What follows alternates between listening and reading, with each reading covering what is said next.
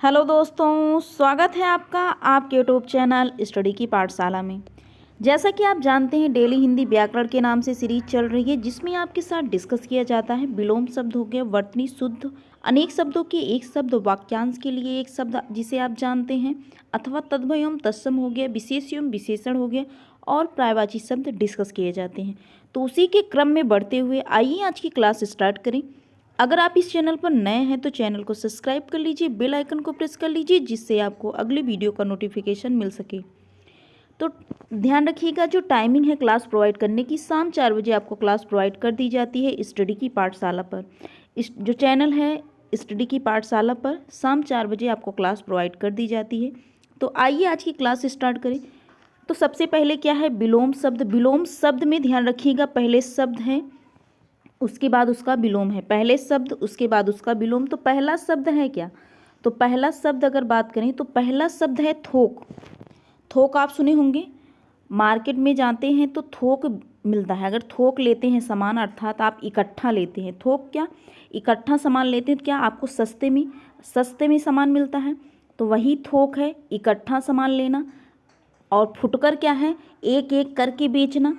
जैसे कि आप अगर सामान लेने गए, जैसे कपड़ा हो गया, इकट्ठा अगर साड़ियाँ लेते हैं तो सस्ते में कुछ रुपए सस्ते में आपको मिल जाता है।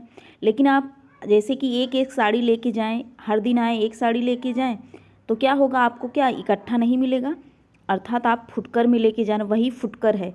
तो ध्यान रखिएगा, थोक का जो विलोम होता है फुटकर। आप अगर मार्केट में जाते हैं तो ये जो वर्ड हैं बोले जाते हैं। अगला शब्द क्या है, दास। दास का विलोम क्या होता है, दास का विलोम होता है स्वामी। तो दास का विलोम क्या है, स्वामी। दयालु का विलोम क्या है, क्रूर अथवा निर्दयी। दयालु क्या होता है, जिसके अंदर दयालु हो वही क्या है, दयालु कहलाता है। और जो क्रूर होता है, निर्दयी होता है, जिसके अंदर क्या हो, ममता ना हो, वही निर्दयी होता है। दयालु जो होता है उसके अंदर ममता होती है। तो दयालु का जो विलोम होता है क्रूर अथवा निर्दयी। दृश्य क्या है, दृश्य का विलोम अदृश्य है। ध्यान रखिएगा, दृश्य का विलोम क्या है, अदृश्य है। दृश्य अर्थात जो दिखाई दे वही दृश्य, अदृश्य क्या है, जो दिखाई न दे वही क्या है, अदृश्य। अगला जो शब्द है दुर्लभ। दुर्लभ का विलोम क्या है, सुलभ होता है। दुर्लभ किसे कहते हैं, कि कठिनता से प्राप्त, जो कठिनता से प्राप्त होने वाला हो वही दुर्लभ है। ध्यान रखिएगा, दुर्लभ शब्द क्या है, इसका अर्थ क्या है, कठिनता से प्राप्त होने वाला दुर्लभ है। और दुर्लभ का विलोम क्या होता है, सुलभ होता है। ध्यान रखिएगा, दुर्लभ सुलभ, जो आसानी से आपको प्राप्त हो जाए। अगला शब्द है दुर्गम। दुर्गम और दुर्लभ, तो दुर्लभ आपने जाना, उसके बाद क्या है, दुर्गम है। दुर्गम ध्यान रखिएगा, दुर्गम शब्द का अर्थ क्या होता है, जहाँ पहुँचना कठिन हो, जहाँ पहुँचना क्या हो, कठिन हो। तो जहाँ पहुँचना कठिन हो वही क्या है, दुर्गम है। दुर्गम शब्द का जो विलोम होता है सुगम होता है, अर्थात आप जहाँ आसानी से पहुँच ले वही क्या है, सुगम है। एक बार फटाफट रिवीजन करें किसका विलोम शब्द का। थोक का विलोम क्या है, फुटकर। थोक आपने जाना, इकट्ठा सामान खरीदना, वही थोक है। और अगर एक एक करके खरीद रहे हैं वही फुटकर है। अगला शब्द क्या है, दास। दास का विलोम क्या है, स्वामी है। दयालु, दयालु किसे कहेंगे आप, जिसके अंदर ममता हो, दयालु हो। और जो क्रूर, इसका विलोम क्या है, क्रूर अथवा निर्दयी, जिसके अंदर ममता ना हो। अगला शब्द है दृश्य। दृश्य का विलोम अदृश्य होता है। दृश्य जो दिखाई दे, अदृश्य क्या है, जो दिखाई न दे। दुर्लभ क्या है, दुर्लभ और दुर्गम दोनों शब्द का अंतर ध्यान रखिएगा। दुर्लभ वह है जो कठिनता से प्राप्त हो, वही दुर्लभ है। और दुर्गम क्या है, जो क्या हो, कि जहाँ पहुँचना कठिन हो। दुर्गम जहाँ पहुँचना कठिन हो वही दुर्गम है। दुर्लभ वह है जो कठिनता से प्राप्त होने वाला हो वही दुर्लभ है। और दुर्लभ का विलोम क्या है, सुलभ है। और दुर्गम का विलोम क्या है, सुगम है। आगे बढ़े, जो नेक्स्ट टॉपिक है वर्तनी शुद्ध। तो वर्तनी शुद्ध आइए डिस्कस करें फटाफट। तो वर्तनी शुद्ध में पहले ध्यान रखिएगा, अशुद्ध शब्द है, उसके बाद शुद्ध शब्द है। अशुद्ध शब्द उसके बाद शुद्ध शब्द है। तो पहला शब्द है क्या, शुद्ध शब्द में अपनहुत।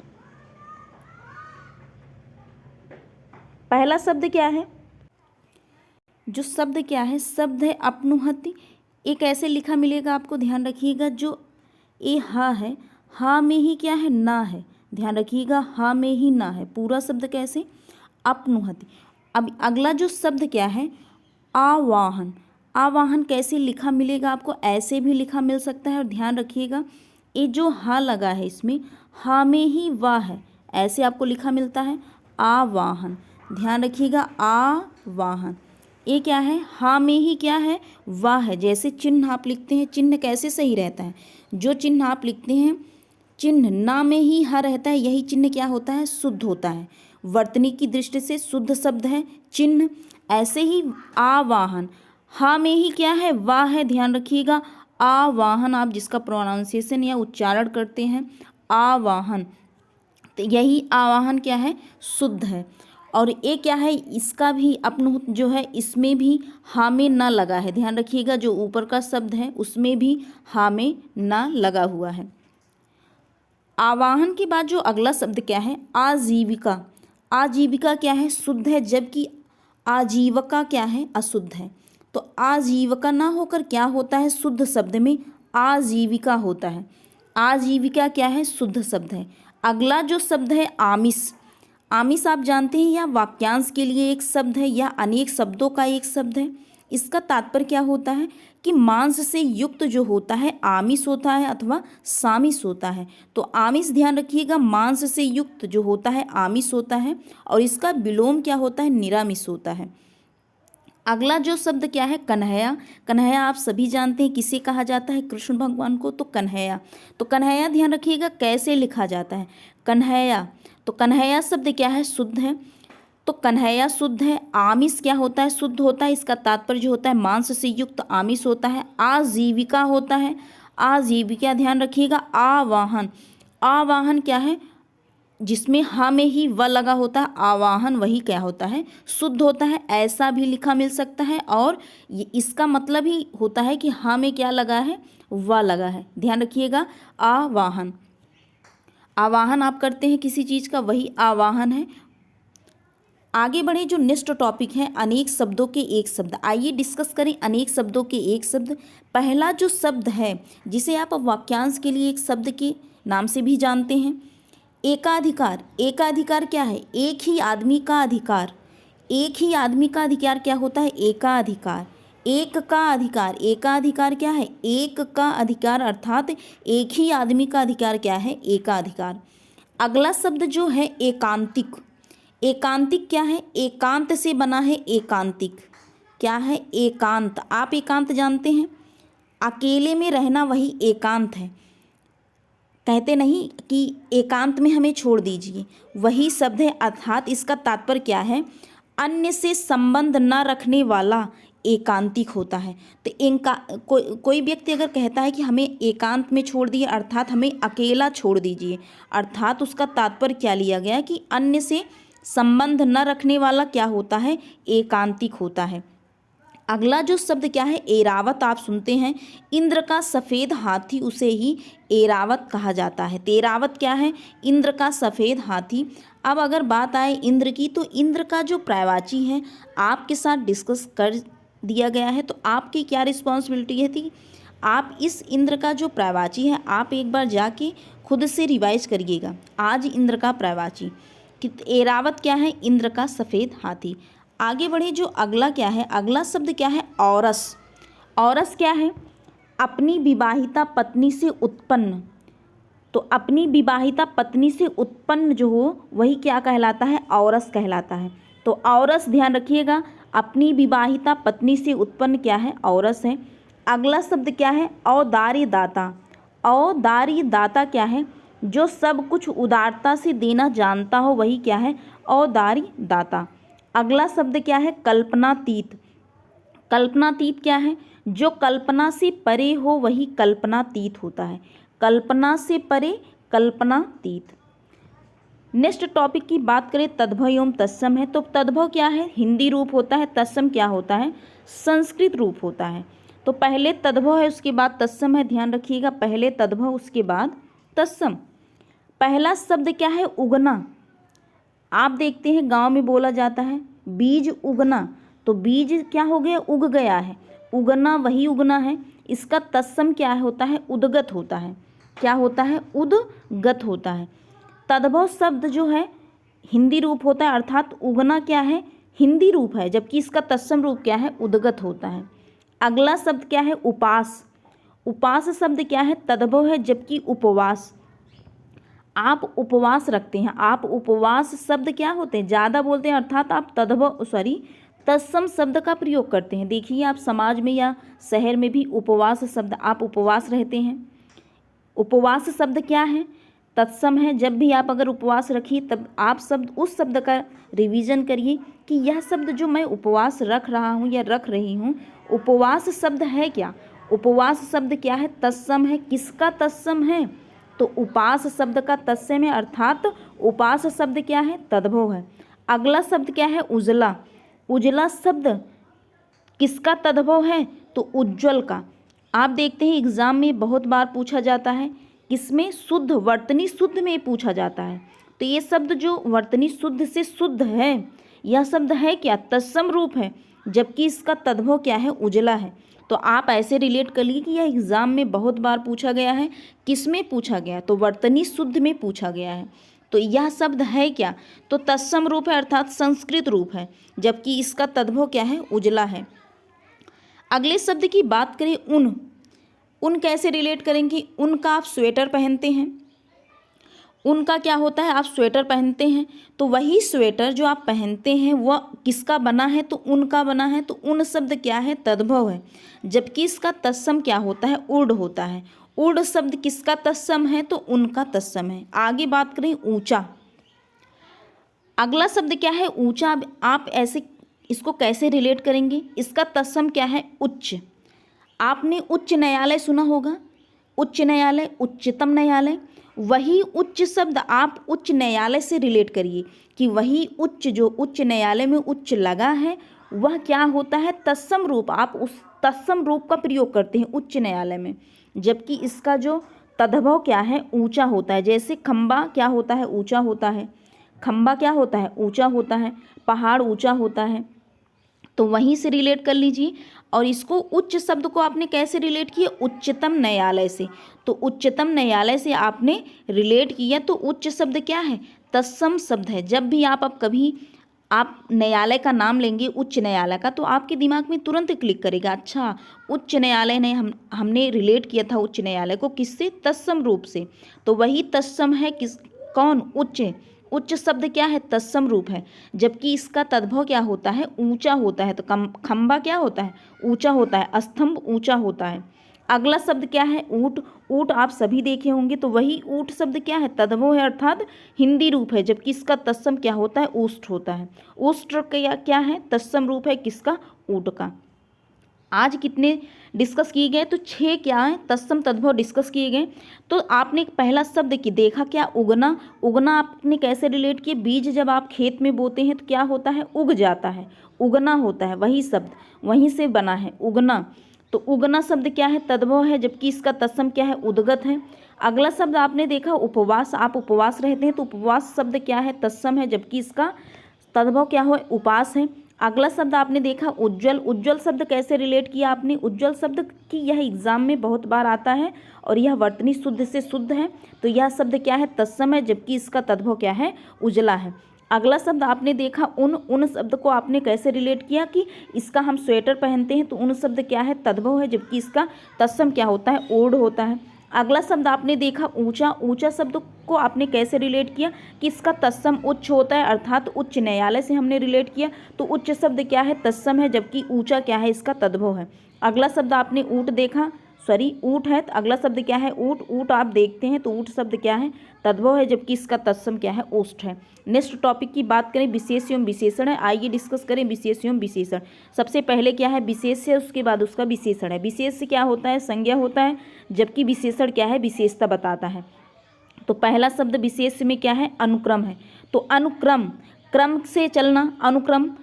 अनुक्रमांक आप सुनते हैं, वही अनुक्रमांक से रिलेट कर लीजिए कि अनुक्रम। अनुक्रम क्या है, यह शब्द विशेष है, अर्थात संज्ञा है, जबकि इसका विशेषण क्या है, आनुक्रमिक। आनुक्रमिक किसका विशेषण है, तो अनुक्रम का। अनुक्रमांक आप सुनते हैं, अनुक्रमांक, तो वही अनुक्रम है, तो अनुक्रम क्या है, विशेष है और इसका विशेषण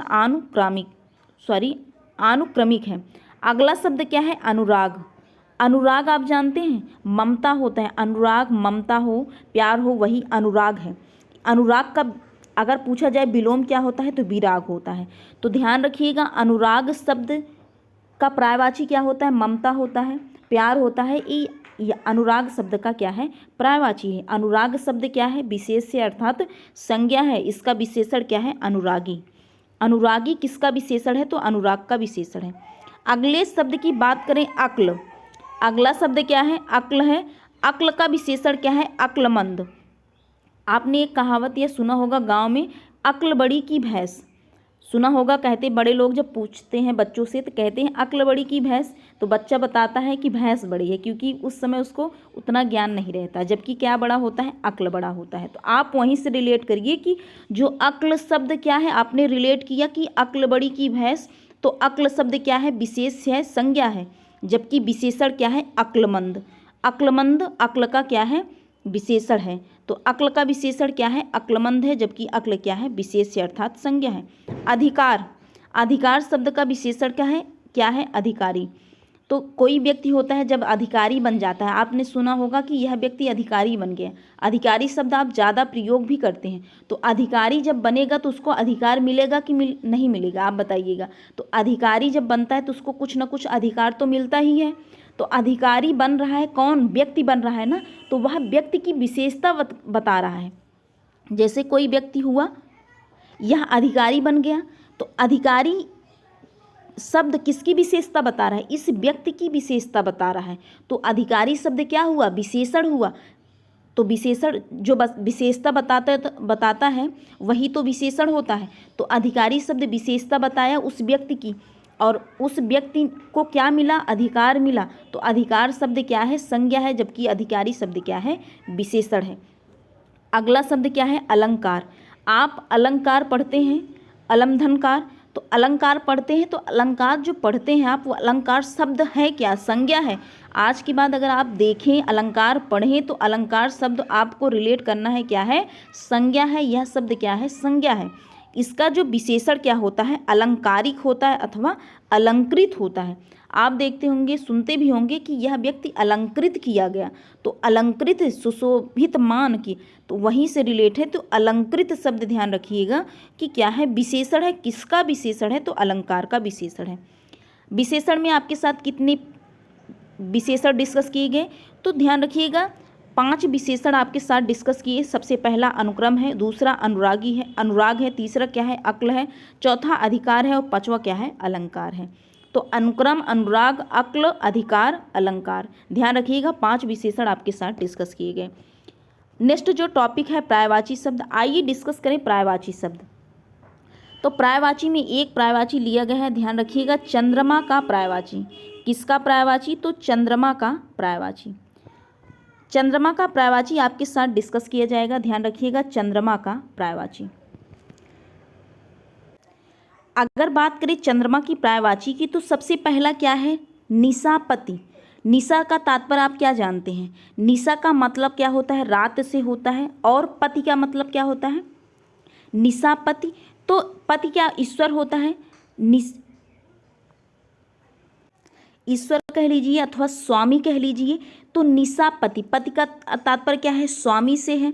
तो रात का स्वामी कौन, चंद्रमा। रात का स्वामी कौन, चंद्रमा। तो सबसे पहले आपको इनके अर्थ को देखना है, तो अर्थ से रिलेट करिएगा। तो चंद्रमा आपका पहले दिमाग में रखिए कि चंद्रमा का पर्यायवाची आप लर्न कर रहे हैं, तो याद कर रहे हैं। तो निशा क्या मतलब क्या है, रात हो गया, और पति का मतलब स्वामी, तो रात का स्वामी कौन, चंद्रमा। अगला शब्द क्या है, निशानाथ।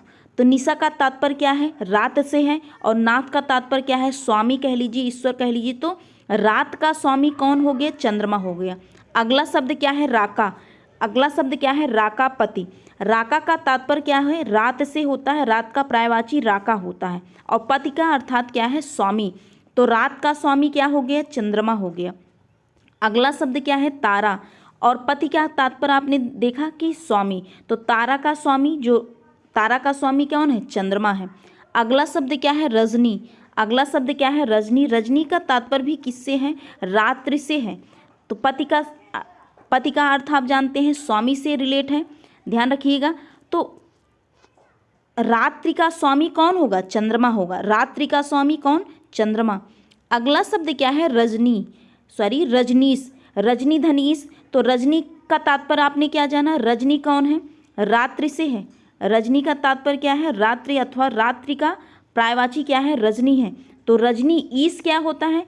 ईश आप जानते हैं देवता। ईश का तात्पर्य, अथवा ईश किसका पर्यायवाची है? तो देवता का पर्यायवाची। रजनीश को अगर आप तोड़ेंगे तो रजनी धन ईश होगा। तो रजनी किसका पर्यायवाची है? तो रात्रि का पर्यायवाची। और ईश क्या है? ईश होते हैं देवता। तो रात्रि के देवता कौन? चंद्रमा। रात्रि के देवता कौन? चंद्रमा। अगला शब्द क्या है? तारेश्वर। जो तारेश्वर है, तो इसका शब्द तारा से रिलेट, और ईश्वर अर्थात भगवान। तो तारा के ईश्वर कौन? चंद्रमा। अगला शब्द है राकेश। राका धन ईश होगा। राकेश क्या होगा? राका धन ईश। राका का तात्पर्य अभी आपको क्या बताया गया? राका का तात्पर्य आपको बताया गया कि रात से है। राका का तात्पर्य क्या है? रात से है। और ईश का तात्पर्य आपको ईश्वर से है। ईश का तात्पर्य देवता से लीजिए अथवा ईश्वर से लीजिए। तो देवता, ईश का तात्पर्य आपने क्या देखा कि ईश्वर। ईश का तात्पर्य क्या है? देवता से है। तो राकेश, राका के देवता कौन है? अर्थात रात्रि के देवता कौन है? चंद्रमा है। अगला शब्द क्या है? हिमांशु।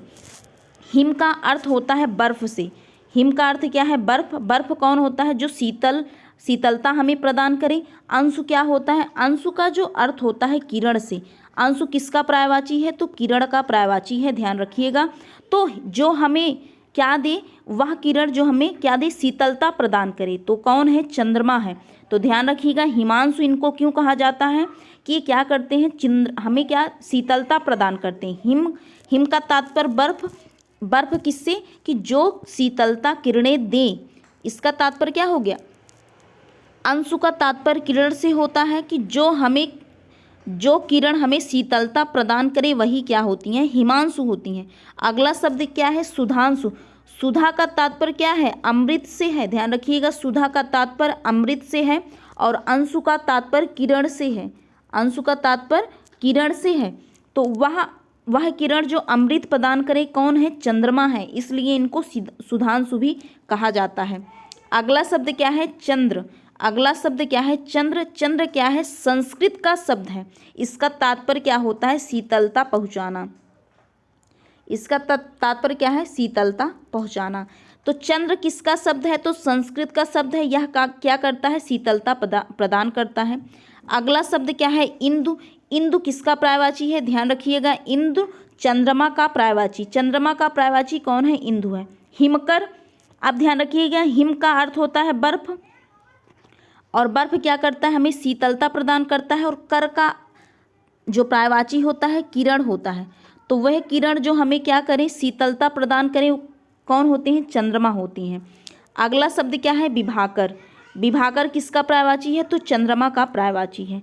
अगला शब्द है सुधाकर। सुधा का तात्पर्य आपने देखा अमृत है। और कर का जो तात्पर्य क्या है, अथवा कर किसका पर्यायवाची है? तो किरण का पर्यायवाची है। तो क्या हो गया कि वह किरण जो हमें जो क्या प्रदान करे? शीतलता प्रदान करे अथवा अमृत प्रदान करे, वो क्या होती हैं? चंद्रमा होती हैं। निशाकर। निशा का तात्पर्य अभी आपने देखा रात्रि से देखा। तो रात से देखा। और कर का तात्पर्य क्या है? कि कर का जो तात्पर्य होता है किरण से होता है। तो रात में जो किरण प्रदान करे वही क्या होती हैं? चंद्रमा होती हैं।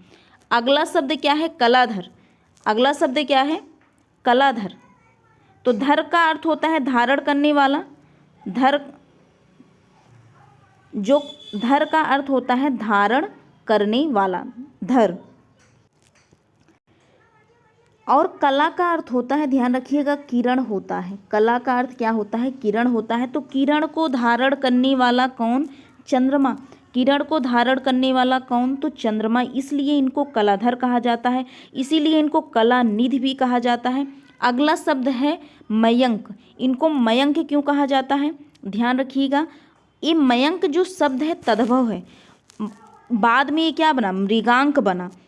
तो ध्यान रखिएगा, इनको मृगांक क्यों कहा जाता है, क्योंकि आप देखे होंगे गांव या समाज में दादा या परदादा से कहते सुने होंगे कि जैसे कि आप रात में लेटे, अगर आपको रात में चंद्रमा देखते हैं तो उसमें कुछ धब्बे दिखाई देते हैं, और वो कैसे धब्बे होते हैं, मृग की तरह दिखाई देते हैं। जो चंद्रमा है, चंद्रमा में आप धब्बे देखते हैं किसी न किसी आकार के, उसमें कुछ न दिखाई देता है, वही आकार देखेंगे कि आप कहते हैं कि वह मृग के आकार का दिखाई, उसमें मृग के समान है, वह मृग को धारण किए हुए है चंद्रमा, अथवा खरगोश को धारण किए हुए हैं। तो आप इसको ध्यान रखिए, इनको इसलिए मृगांक कहा जाता है। मृग का अर्थ होता है कि क्या, ये किससे बना है मृगांक, तो मृग का अर्थ होता है हिरण, और इसमें क्या है अंक, अंक का अर्थ होता है गोद में लिए हुए। तो जो हिरण को गोद में लिए हुए है वही क्या है, चंद्रमा है। और ये जो मयंक शब्द है, मयंक शब्द तद्भव है, ये बाद में मृगांक बन गया। तो सॉरी, मृगांक शब्द पहले हुआ और बाद में क्या बना, कालांतर में यह मयंक बन गया। ध्यान रखिएगा, मृगांक का तात्पर्य है, मृग का अर्थ हुआ कि हिरण से, और अंक का तात्पर्य है कि गोद में लिए हुए, हिरण को जो गोद में लिए हुए है उसे ही मृगांक कहा गया। मृगांक क्यों कहा गया, क्योंकि जो दादा परदादा थे तो ये लोग समाज में व्याप्त है कि कहा जाता है कि उसमें धब्बे की तरह दिखाई देता है, जैसे कि हिरण को, जो चंद्रमा है वह हिरण को लिए हुए है, इसीलिए इनको चंद्रमा को मृगांक कहा गया। और बाद में यह मृगांक क्या बन गया, मयंक बन गया। ध्यान रखिएगा, इसलिए इनको चंद्रमा को मयंक भी कहा जाता है। अगला जो शब्द है शशांक, ये जो नीचे शब्द क्या है, शशांक है। तो अब इनको शशांक क्यों कहा गया, ध्यान रखिएगा, जो शश का अर्थ होता है खरगोश से है, खरगोश से है, और अंक का अर्थ किससे है, कि गोद में लिए हुए, अंक का अर्थ क्या है, गोद में। तो खरगोश को जो गोद में लिए हुए हैं कौन है, शशांक है, अर्थात चंद्रमा है। ऐसा समाज में कहा जाता है कि जो चंद्रमा है वह हिरण और खरगोश को गोद में लिए हुए हैं, इसीलिए चंद्रमा को शशांक और मृगांक कहा जाता है। ध्यान रखिएगा, यही बाद में जो शशांक है शशि के रूप में जाना जा रहा है। तो शशांक क्यों कहा जाता है, शशि क्यों कहा जाता है, तो बाद में यही शशांक क्या हुआ, शशि हो गया, और यही मृगांक जो बाद में क्या हो गया, मयंक हो गया। ध्यान रखिएगा, इनको मृगांक और शशांक क्यों कहा जाता है आपने जाना। अगला शब्द क्या है, विधु, इनको विधु भी कहा जाता है। द्विज, इनको द्विज क्यों कहा जाता है, कि द्विज दो बार जन्म होना किसका, चंद्रमा का, इसलिए इनको द्विज भी कहा जाता है। द्विज, और जिसका 2 बार जन्म होता है उसको द्विज भी कहा जाता है। ध्यान रखिएगा, चंद्रमा को भी द्विज कहा जाता है। ध्यान रखिएगा, विधु किसका पर्यायवाची है, तो विधु किसका पर्यायवाची है, तो चंद्रमा का पर्यायवाची है। एक बार फटाफट रिवीजन करें। आई होप आपको इनके अर्थ को, अगर आपने इनके अर्थ को समझ लिया तो आप कभी भी अगर एग्ज़ाम में चंद्रमा का पर्यायवाची आएगा तो आप इनका जो शब्द रहेगा उससे एलिमिनेट करके आप चंद्रमा का पर्यायवाची पकड़ लेंगे। तो इनके अर्थों को समझिएगा, जो इनका अर्थ है अगर आपने ध्यान रखा तो आप चंद्रमा का पर्यायवाची सही करके एग्ज़ाम में आएंगे। तो एक बार फटाफट रिवीजन करें चंद्रमा का पर्यायवाची। निशापति, निशा का तात्पर्य आपने रात से जाना, तो निशापति, निशानाथ, राकापति, राका जो राका शब्द है इसका भी तात्पर्य क्या है, रात से है। तारापति, रजनीपति, रजनी का तात्पर्य क्या है, रात्रि से है।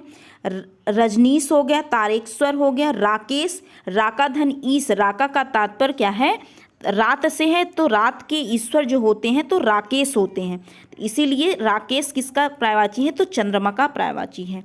अगला शब्द क्या है, हिमांशु हो गया, सुधांशु हो गया। चंद्र, इंदु, हिमकर, विभाकर, सुधाकर, निशाकर, कलाधर, कलानिधि, मयंक हो गया, मृगांक हो गया, शशांक, शशि, विधु, द्विज किसका पर्यायवाची है, तो चंद्रमा का पर्यायवाची है। आई होप आपको चंद्रमा का पर्यायवाची कुछ समझ में आया होगा। आज के लिए बस इतना ही। अगर आपको कंटेंट पसंद आता हो, वीडियो पसंद आए, please like share and subscribe to my channel. मिलते हैं नेक्स्ट वीडियो में। आज के लिए बस इतना ही। Thank you.